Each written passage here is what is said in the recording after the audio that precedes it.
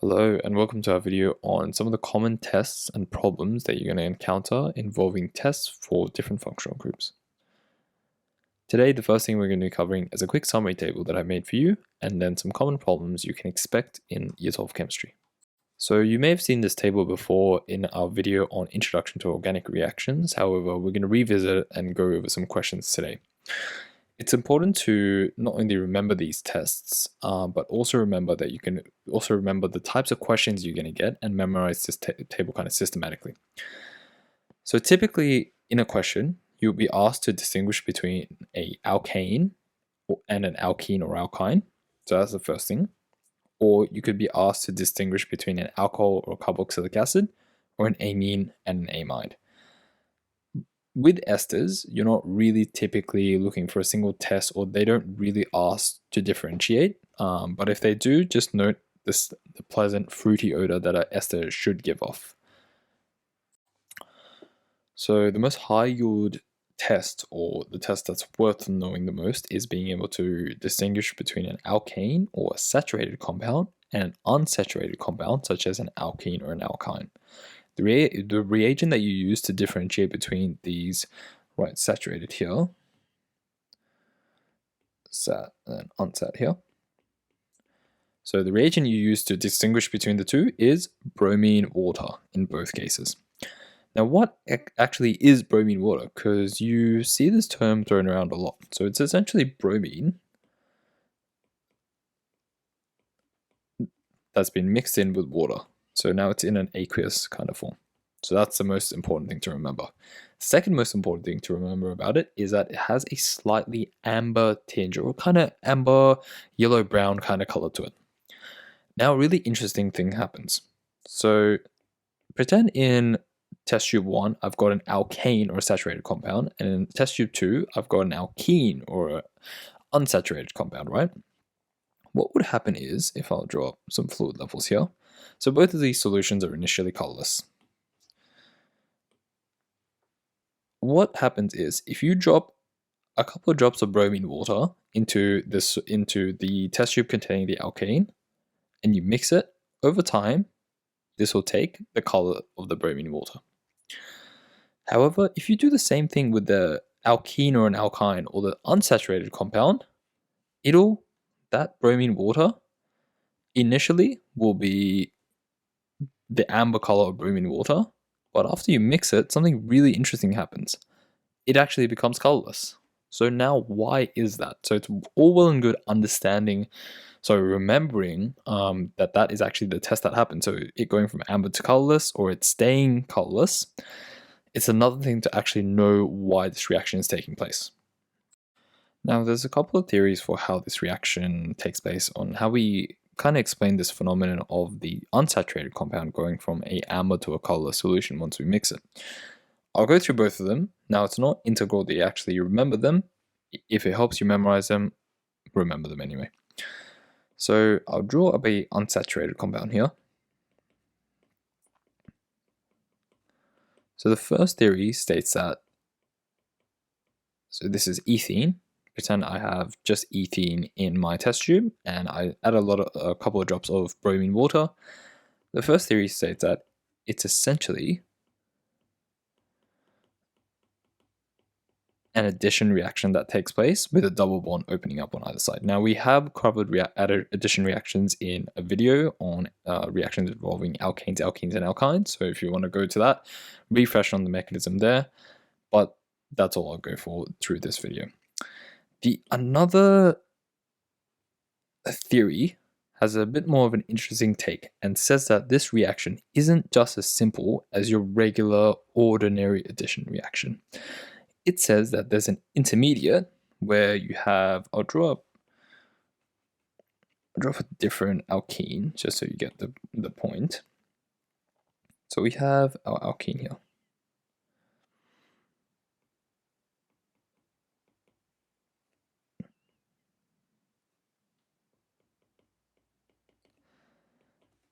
If I add bromine water to it, the second theory states that if it was purely an addition reaction, it's negated the fact that it's bromine water. So the bromine is surrounded by a lot of water molecules. it says that it kind of acts as an electrophilic addition reaction, where the final product looks a little something like this.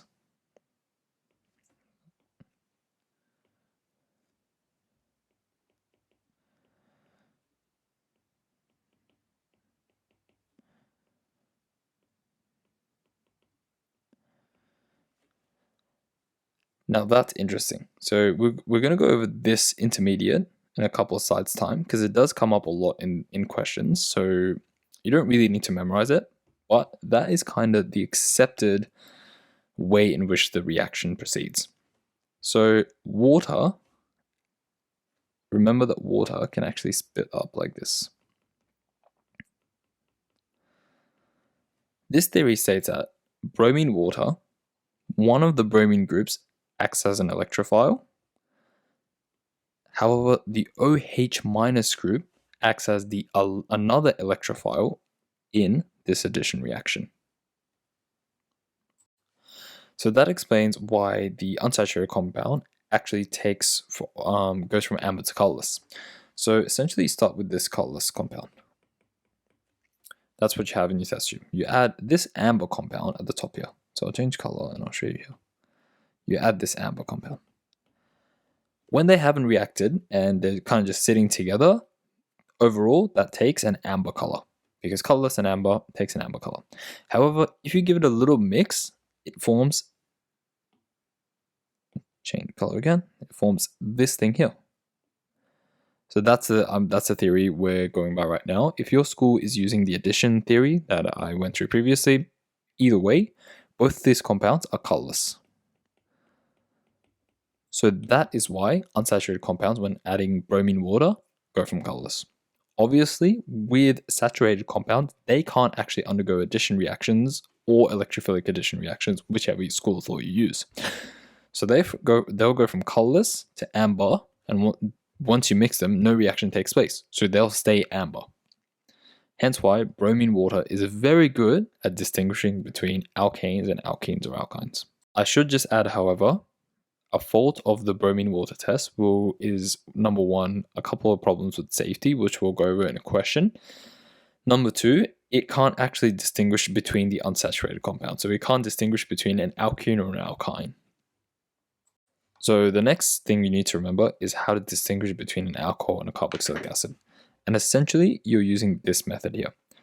This method here, the one for the alcohol rather, is something you use to actually establish the fact that you have an alcohol. And it's quite hard to do.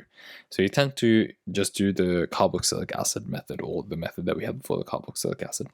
Essentially, the explanation for this method is quite straightforward.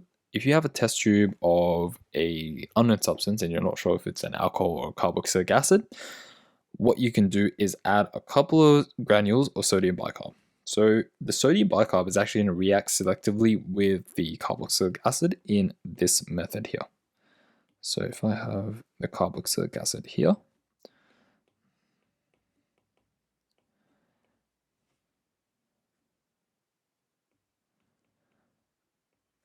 essentially I'm going to get a carboxylate salt.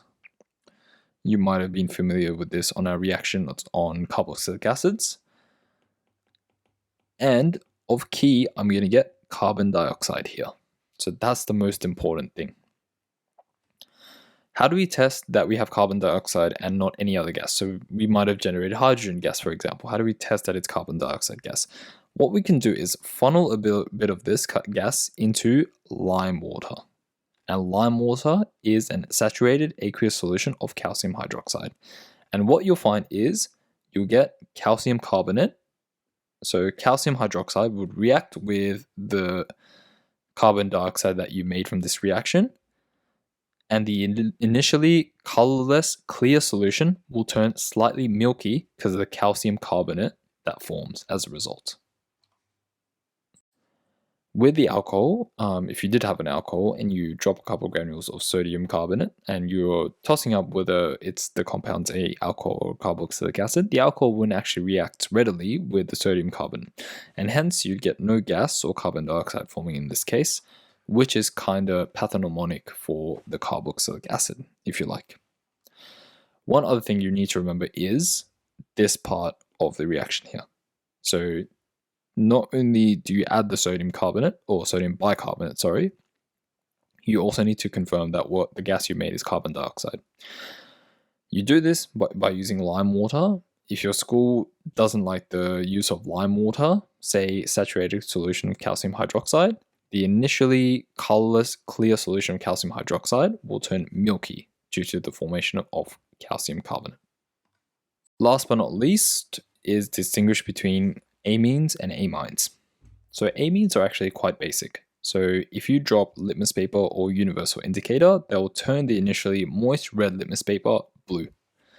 And if you have a universal indicator, they'll undergo a color change that reflects that as well.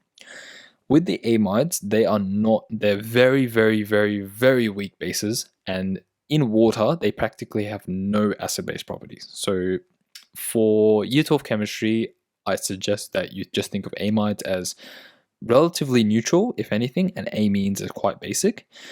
With the amides, if you really want to confirm, so this is the test that you use to distinguish between an amine and an amine and an amide. So that's the test. However, if you really want to prove that you have an amide for some ungodly reason, what you do is you add a bit of sodium hydroxide. Once you do that, you produce ammonia gas. Now, we need to prove that the gas that we've made is ammonia. So essentially what we can do is add a bit of moist red litmus paper, and that ammonia gas, since ammonia is a weak base, will turn the red litmus paper blue. And that's the pathognomonic test for the fact that you have an amide in solution. Testing for esters is rather easy. There's no real specific test for the esters. It's just you go off smell. Esters tend to have a really nice smell, some banana-like, some pineapple-like, depending on what you make in the lab. So this is basically the table that you would use to distinguish between each of these compounds. I'll go through another example of a test that you might get examined on, and that's being able to distinguish between a carboxylic acid and an amine. Look, this is quite rare to see, but other than alcohol, to prove that you have a carboxylic acid, not just from an amine or any of these compounds actually, is placing some red litmus paper or universal indicator. Obviously, carboxylic acids are acids, and thus they'll turn the red litmus paper very red, or the universal indicator also very red. If you have an amine, it'll turn the red litmus paper blue, or universal indicator slightly blue-green.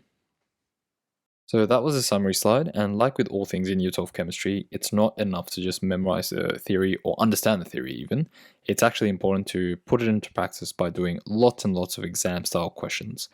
We have an example of one here. So this is a problem 1, and says a student has a sample of 2 straight-chain hydrocarbon liquids and is unsure which of the 2 hydrocarbons is the alkane and which is the alkene. So straight away from reading that question, essentially it wants you to write a method where you're distinguishing between an alkane and an alkene. And that's exactly what Part A asks you to do. So outline a method for testing the hydrocarbons. Part B and C I've added, as these are some lab style questions you might get in an internal assessment for your school. So it says, how can this method be made safe, and part 3 says, assess the accuracy of this method in distinguishing between saturated and unsaturated hydrocarbons. So this method kind of highlights the reaction that we went through on the summary table slide. So part 1, pipette 1 milliliter of each hydrocarbon into the separate test tubes, and then you're adding excess bromine water. So it's usually in a 1:3 ratio. So if you add 2 milliliters of each hydrocarbon, add 6 milliliters of bromine water, but it depends on what your school did in the labs. Next, you need to state that you'd have 2 layers of liquid due to the difference in densities. So the top layer is obviously going to be the hydrocarbon because it's less dense, and then the bottom layer is going to be bromine water because it's more dense. That's the most important thing to remember. Once this reaction proceeds for a little while, in some schools they get you to actually shake the test tubes very slightly, very lightly, or even mix it. And in other schools, they tell you to just leave the test tubes. Either way, over time, what will happen is the test tube with the alkene will decolorize. The bromine water will go from amber to colorless, whereas the alkane will stay colorless. And that's the obvious distinguisher between the two. So this is just a short reaction for what's happening. So you'll typically be doing these reactions with a hydrocarbon with six members. So whether that be hexene or cyclohexene and cyclohexane. Either way, you'll get the starting alkene or unsaturated compound, and this is the actual naming for the product that you make. And we went over that in the slide for the actual summary table. But it's actually called 2-bromo-cyclohexanol, which is what you get when you have the OH as the electrophilic addition group. So in part B, we're asked how can we actually make this experiment a little safer? And there's 3 key points, because this will end up being usually a 3 marker. So there's 3 key points that you need to hit. Number 1, you have volatile chemicals. So you have your hydrocarbons and you have bromine water. But especially your hydrocarbons, they're going to be volatile and rarely make a vapor that isn't going to be too good for your lungs and especially your skin.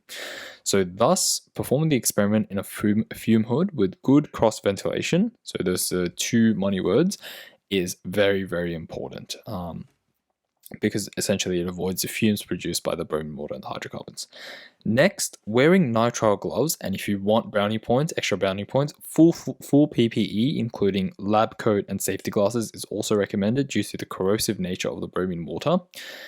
Next, another point that you can hit just as a nice, so those 2 are just kind of like filler answers. So keeping the hydrocarbons away from a flame because they're flammable.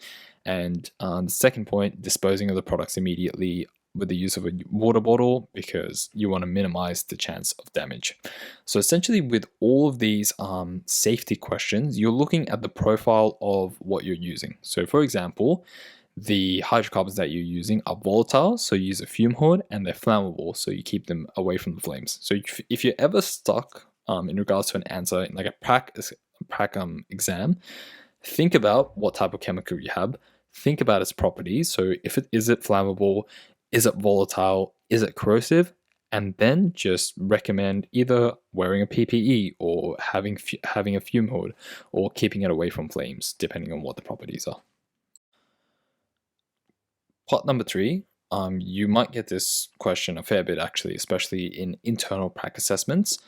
We were asked to assess the accuracy of this method in distinguishing between saturated and unsaturated hydrocarbons.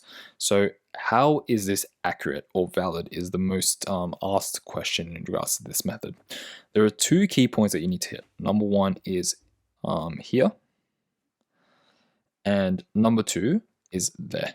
So those are the two key points you need to hit, and we'll go over them now.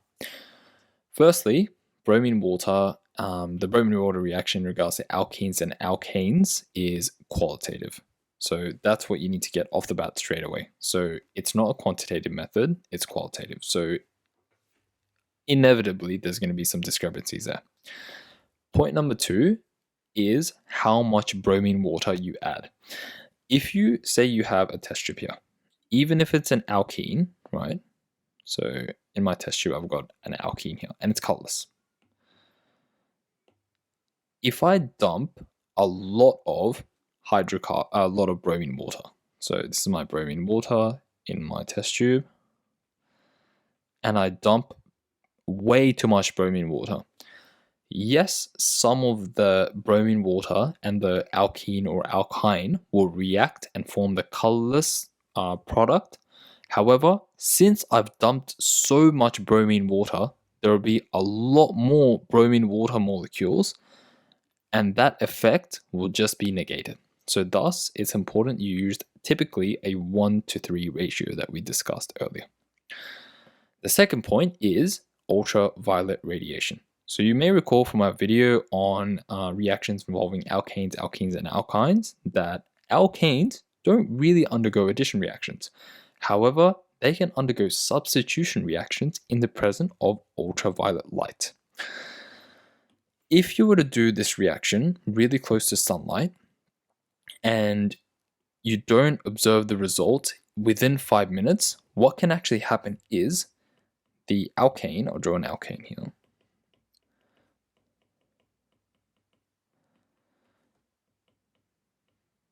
can actually undergo a substitution reaction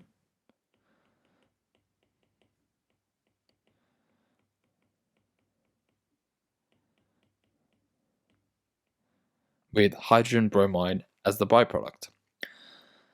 Now, this is slightly colorless.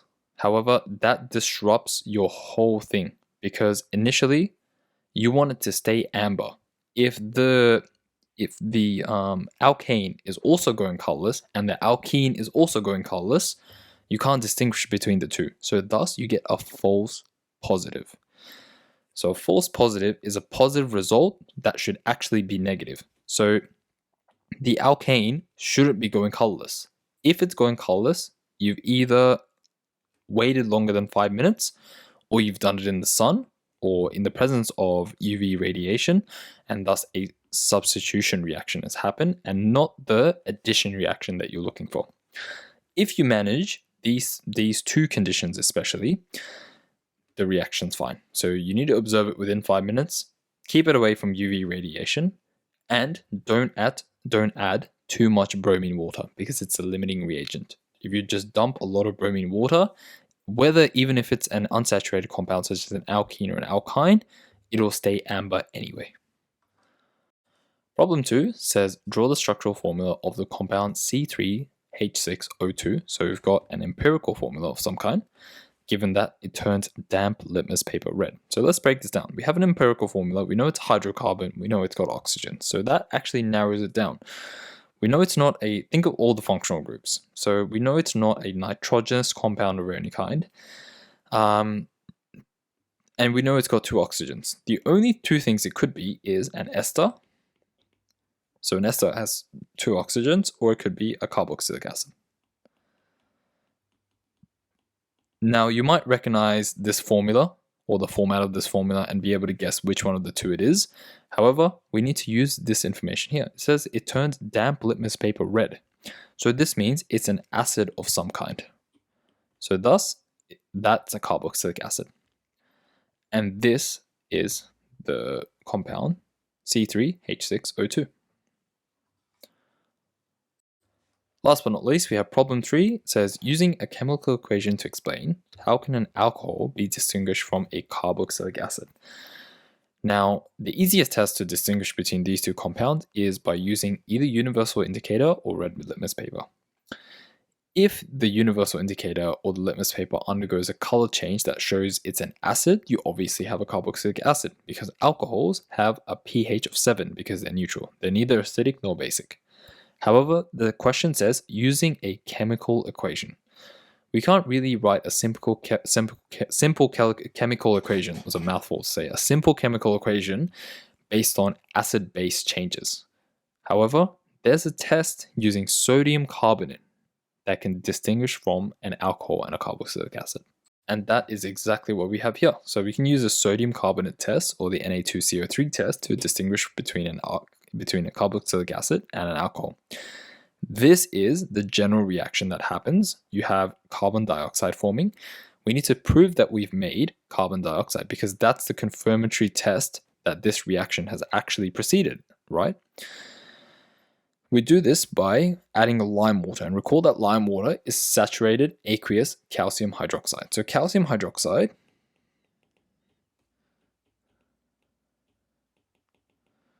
will react with CO2 to give you calcium.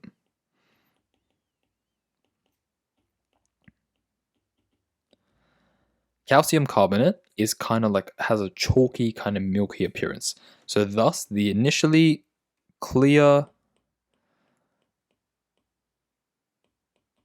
and colorless saturated calcium hydroxide takes a slight milky tone. And thus you've confirmed that you made carbon dioxide, and thus you've confirmed that you've had a carboxylic acid, because the alcohol will not readily react with this sodium carbonate here.